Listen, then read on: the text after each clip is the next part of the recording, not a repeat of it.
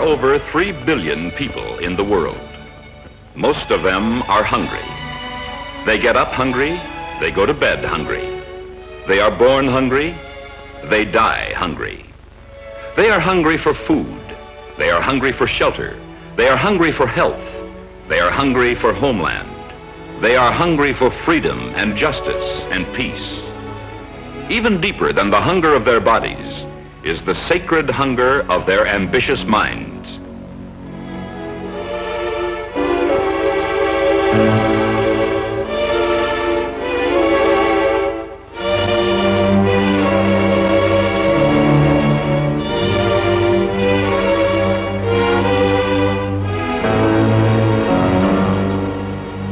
You can see the hungry of the world in Africa and India, Hong Kong and Korea, masses of them east of Suez and south of the Mediterranean, and for that matter, south of Panama as well. Their pangs of hunger are the more painful because they know they need not be hungry. The eyes that look out of emaciated faces, eyes which search the garbage cans for scraps of food, see also film advertisements which tell of wealthier and surfeited societies. Their wretched shacks are made of the cardboard or wood or tin packing cases which once carried food and clothing and fuel and the amenities of life across the oceans, but which they could not afford to buy. Above all the clamor of their marketplaces and bazaars, where they pad along endlessly and aimlessly day after day, they hear the strident blast of loudspeakers bidding them buy delicacies for which they have no money. They are hungry, and they know they need not be. They are hungry and are determined their children shall not be. They are right. They are the victims of the struggle for political freedom and social justice and economic equality. Korea was the cockpit where two political, social, and economic systems clashed. That conflict made 9 million people homeless. 9 million, in whose interests the war was waged. In 1947, a great subcontinent was divided and two nations emerged, India and Pakistan. 15 million people paid the price for the birth of two nations in hunger and homelessness. It is the same in Hong Kong, where more than 1 million who have fled from the dictated promises of a communist society huddle together.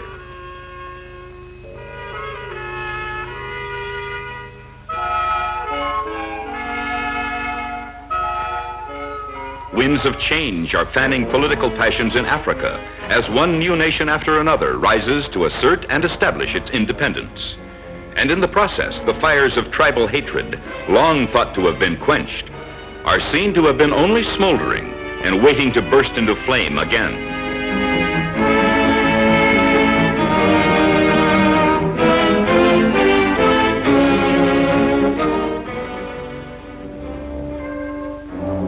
As some Africans flee before the conflagration, others, absorbed in the political struggle, have neglected to plant their crops, care for their cattle, keep the wheels of their industry turning, and now find themselves hungry in the dawn of the day of national sovereignty. Once again, the pattern of our time is traced along the roadway of Central Africa, the endless trek of the refugee in flight from terror in search of safety.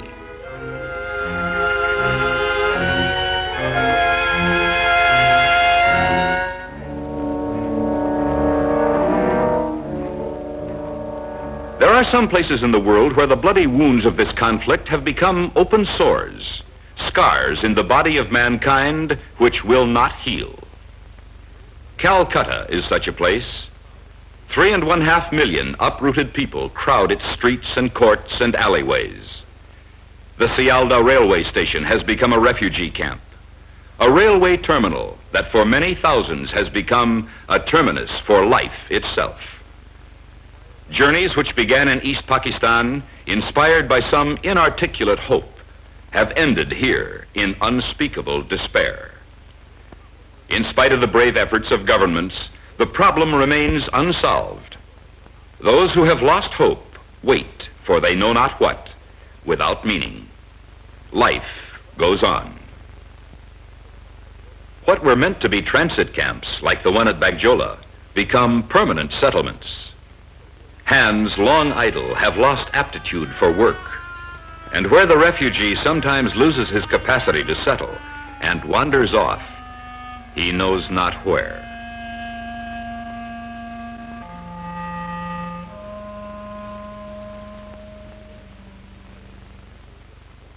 In the midst of these deserts of misery and squalor, there are symbols of hope. In the lands from which these people come, and in the lands in which they have settled, the Christian church has been planted. 150 years of missionary work established the church in these lands. Some of the finest young people of the West have burned out or worked out their lives among these people. The faithful of many generations have paid their dimes and quarters and dollars to send them and support them. More than these people realize, and more than the people of the West appreciate, the preaching of the gospel with its message of a loving providence and a kingdom of compassion, of a divine care of the individual and of the sacredness of childhood, has inspired the ideals of social and political revolution which the people of these nations strive for. The church remains among them in their struggle, in an open-air school in a refugee colony, building on the hope which never disappoints, a better tomorrow.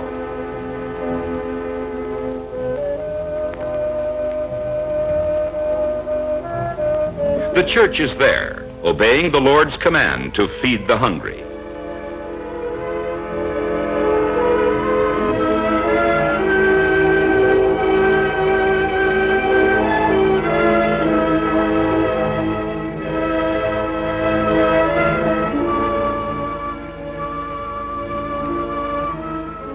Because the church is there, we are there. Christian people of the world, in partnership with the people of India, distribute food to those in need, whoever they may be. Churches and governments have learned that charity is not enough. The handout programs can save people from starvation, but for what? If this is all the hungry and homeless are offered, it either corrupts them or fills their hearts with bitterness, that the charity which feeds them denies them the freedom and justice which are their due.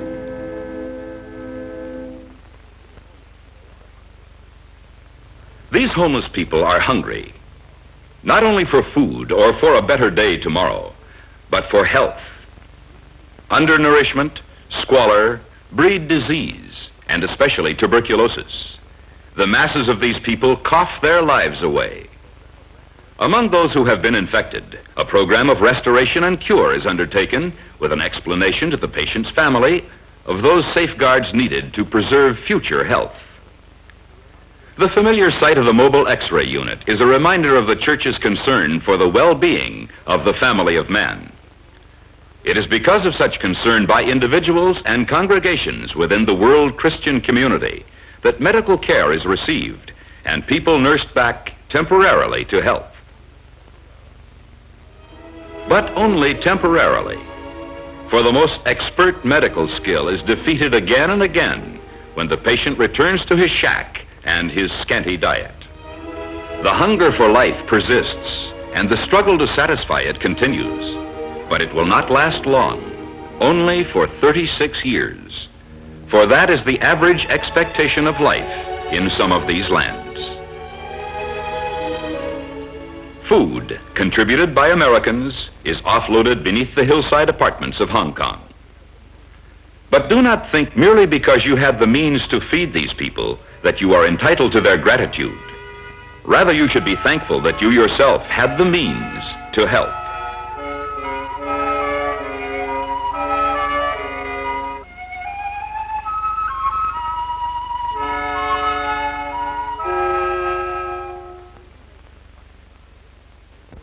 The new nation of Pakistan may boast great cities like Karachi or this one, Dhaka, in East Pakistan, with fine buildings and wide streets.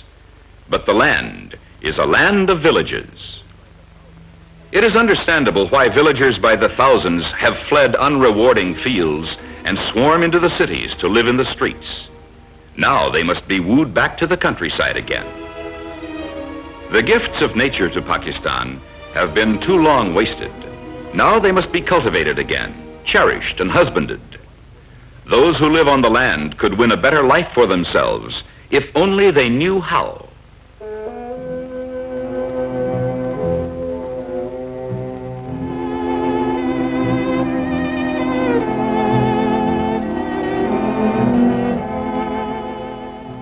"200 miles from Dhaka in the Delta River country, beyond the thriving factories built by British and American companies in cooperation with the Pakistan government, has been established an agricultural center under the direction of a trained agriculturalist sent to Pakistan by British churches in order to teach the villagers to make the desert blossom as the rose. The barren fields that surround the center do not mean that nature has failed, but that the rice harvest has been reaped, and the people do not know how to use the land when the rice has been garnered.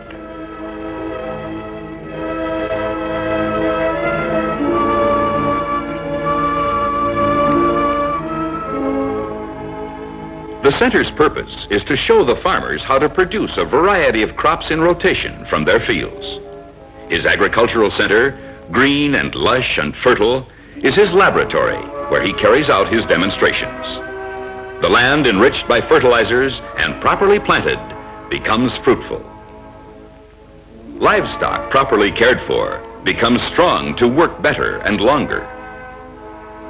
But the people must not only be taught how to produce food, they must be taught how to do it together, a far more difficult task when centuries of struggle for self-preservation have bred distrust. Cooperative farming and marketing is the answer to their need, but it calls for personal integrity and mutual confidence, and these do not flourish among homeless and hungry men. How can a new nation be educated and built? Massive governmental schemes are called for, but the work can best be done personally and individually. Medical care and home hygiene must be taught at the village and family level, where the lifespan can be readily extended by the use of simple drugs and medications. Instruction in family regulation through Planned Parenthood is basic to the hopes of villagers to achieve a better standard of living. In a subcontinent whose rate of population increase is second only to China, centuries of half-truths and superstitions must be overcome through education. Pakistan is a nation struggling to be born, and the church is helping it to fulfill its nationhood.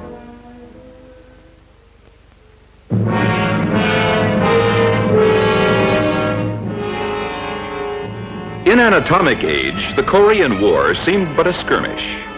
In any other age, it would have been regarded as full-scale war. The rice bowls of South Korea were emptied by that waste that was war. Even now, millions of hungry and the homeless of the world are paying the price of that absence of war that we call peace. They are bruised for the inequities of the East and the West. Such are the people of Korea. Some of the miserable victims of war sought to make a home along the Han River, near the garbage and rubbish disposal dumps. They made some kind of living in sorting the junk and selling it in a nearby city. Sometimes the river, as if disgusted with the squalor on its banks, rises in anger and washes it all away in tempestuous floods. Those who survive return to the river banks, for the receding waters leave a fresh supply of junk to be sorted and sold. Among these Korean refugees, the church exists. Not only the church in praise and prayer and worship, but the church in service and action. Here in Korea, the word of the gospel is being matched with the action of the gospel.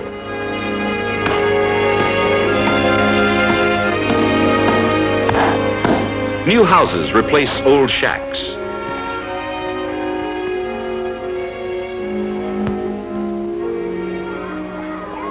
The churches of America helped to establish a community center at Unamdong, where children are guided by missionary personnel working in partnership with Korean leaders. Here, then, is more than concern. Here is compassion in action.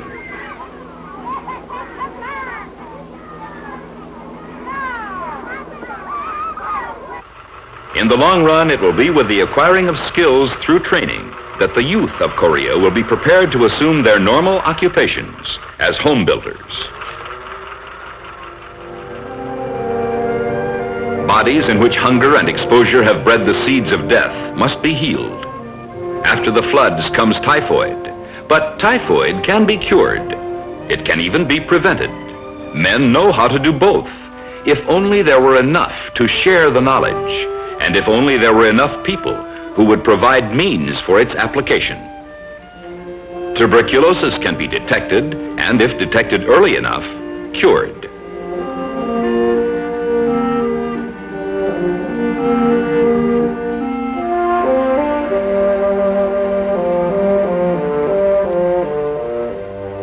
Out from Severance Hospital, the ambassadors of health make their daily journeys into the shack villages, carrying with them that which will heal and bring people back to life.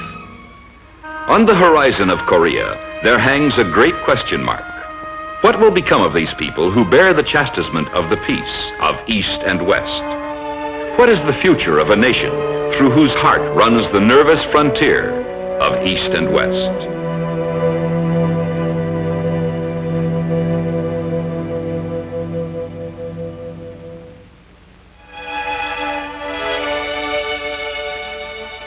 Destruction lurks where children play on Korean fields.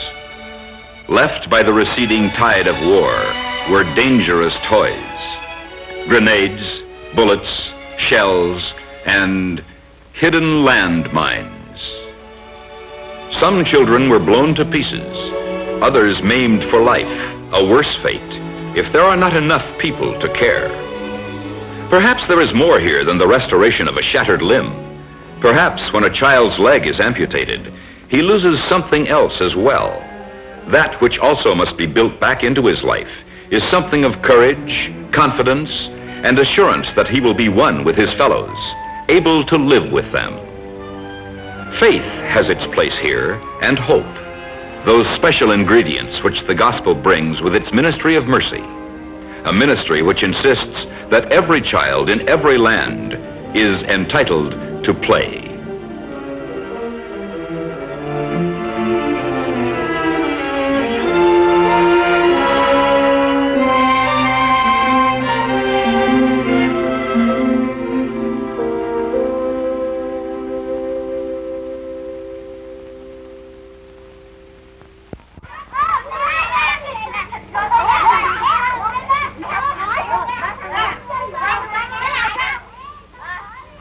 Hong Kong is one of the largest refugee cities in the world.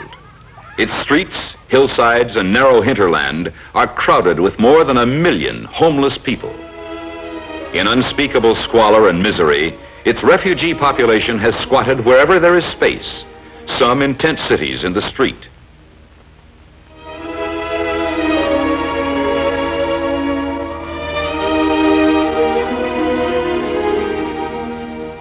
Some of them are fishermen, and their junks and boats crowd the dockside, jostling one another in stinking and squalid confusion.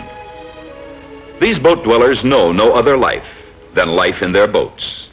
Their restaurants, markets, temples, wedding halls, clinics, schools are all afloat.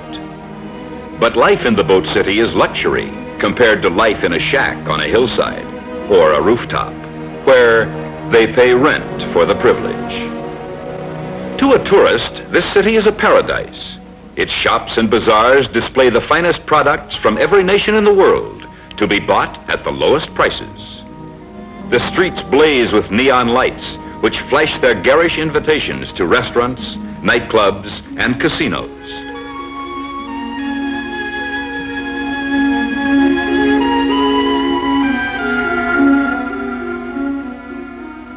To the backstreet dwellers, to those thousands upon thousands of starving and hungry refugees displaced from their homes, Hong Kong is no paradise. It is a city of the eternal queue, lines where refugees wait to get in or get out, where everyone waits for food.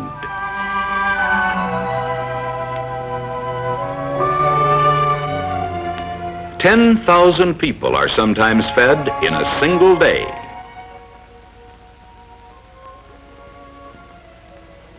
Refugee universities, established and supported by the churches, are now recognized by government and made part of the academic community. Like students in many parts of the world, those of Chungchi University work in order to pay for their residence and tuition. The churches offer them employment in the ministries of relief. Traveling by train from the campus, they move out to assigned workstations.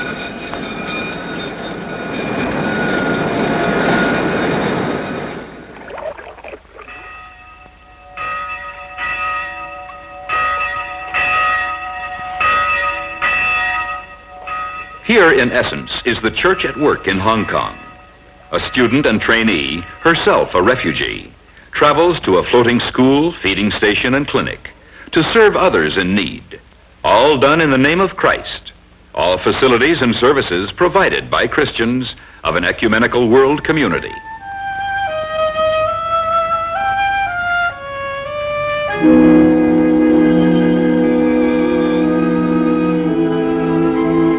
Tuberculosis, which scourges the refugee communities of India, Pakistan, and Korea, scourges Hong Kong too. Here, some of the infected thousands are nursed back to health and life. Here is the real threshold of tomorrow in the Far East. In the young minds of future leaders will be settled the issues of these disturbed lands. Let us remember, we can only teach them how to think. The tools of learning we place in their hands will and must be freely held. The direction they choose to travel can best be influenced by our motives for giving, our reason for being. These will be better understood, even by young minds, than we know.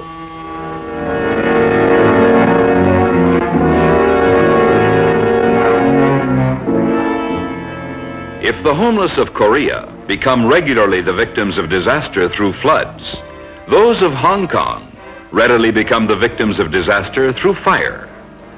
An oil lamp knocked over, a cigarette butt carelessly thrown, an open fire lit for cooking and warmth which gets out of control, can start a blaze which will sweep up these hillsides, consuming the flimsy shacks in a giant conflagration, and in a few minutes, thousands are homeless again.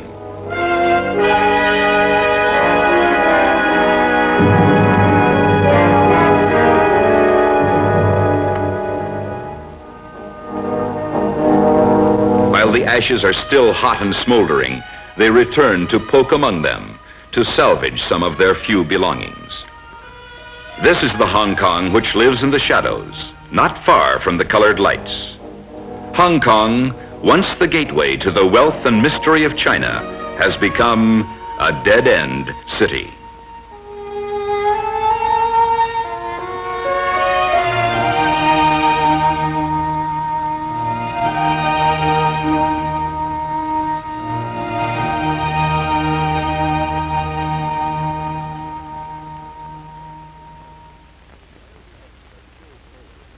While the ashes are still smoldering on the hillsides above, your churches, joining hands through Church World Service, undertake an emergency feeding program to assist the thousands made homeless by the sudden blaze. These people have literally no place else to go, do not know where they will sleep this night, or where the meal following this one will come from. Do you really care? The world has long been aware of the needs of Asia. The battle for the political allegiance of the East has long been waging between the great powers. Because of this, Asia has long been a refugee continent. Almost overnight, Africa has become the scene of a similar conflict. It is fast rivaling Asia as a continent of the hungry and homeless. At one point during the Congo uprising, 200 Baluba tribesmen from Kasai were dying of starvation per day. Congo's cry for help sounded across the world. Peoples, governments, the United Nations, and churches of every land and confession answered the call. A jet from New York brought hope for the future in the skill of a doctor, and food for the future in its cargo of young chicks, both sent by the churches of America. The churches and missions already were in Congo, and some of them found a unity in action which they had failed to find in years of witness to the same gospel. They were traveling back through the centuries to a land whose culture and national life was being modernized overnight. The call for help was not only for food, but for teachers, for builders, and doctors. A new kind of partnership was born. Implementation given to ideals long expressed. Trucks filled with foodstuffs sped to fill the empty cups of hungry children. An entire city of tents was given by European churches in a new expression of ecumenical partnership, interdenominational, international, interracial.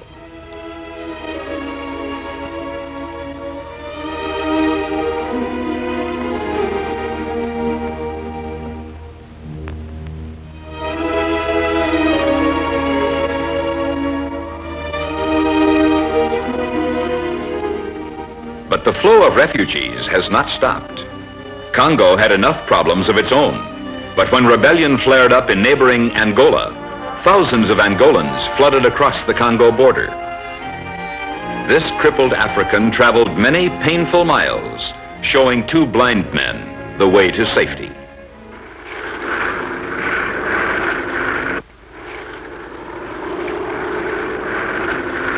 Nations of the world rush in to relieve a disaster they were powerless to prevent, and which all too soon they will forget.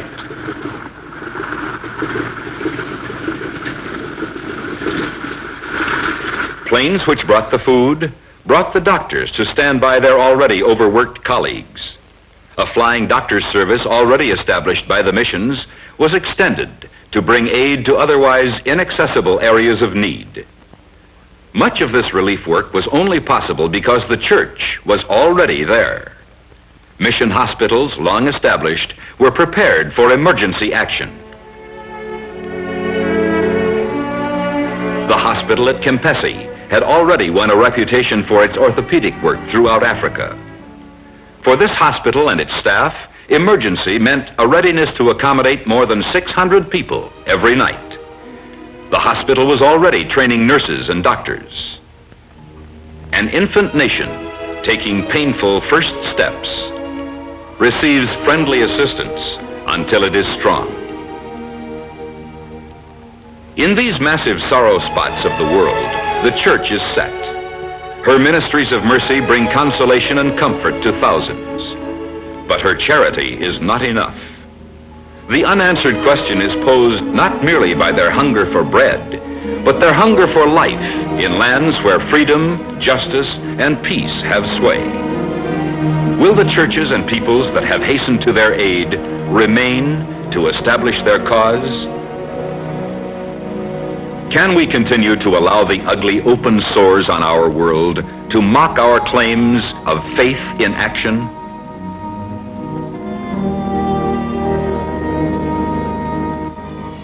These are the questions our gallery of faces is asking. None of them alike, yet all of them alike. For they are hungry faces, hungry for more than bread, hungry for more than charity, hungry for their right to live as men.